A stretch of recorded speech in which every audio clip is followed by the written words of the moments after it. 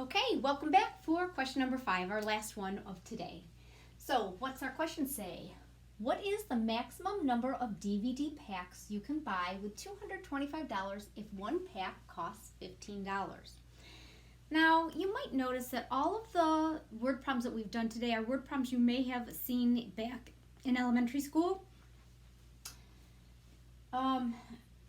The difference between doing them in elementary school and doing them in algebra is now we're asking you to write an algebraic expression that represents the situation.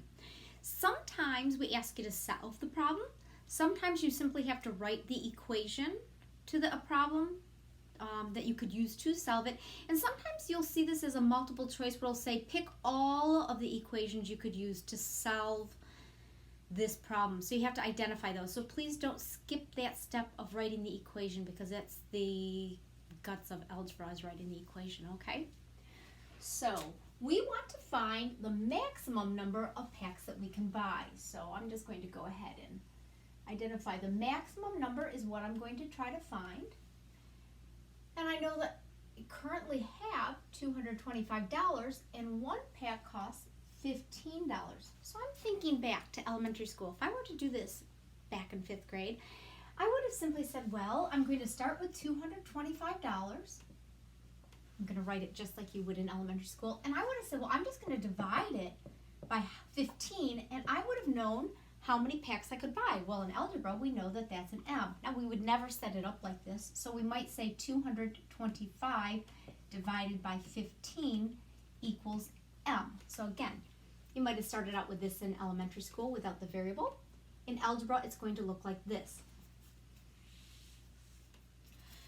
All right, usually you see the M that is not isolated already. So if you were asked to identify all the equations that you could use, you can just now take this and manipulate it to look different. So what I'm going to do here is I'm going to multiply both sides by 15. So I'm using the multiplication property of equality. And that just simply moved the 15 to the other side, so now you have 15M. So this is another way you could use it to solve the problem. So you have to understand you might have to pick out more than one, and just by using the operations that we showed you, the equality, doing it to both sides, you can manipulate it to look different, although it's the same thing, okay? Now, of course, if we were to go back and solve this, you would notice that we would come right back up to this one. So you could just simply do that on the calculator, which I have not done yet, so I'm going to have to do this longhand.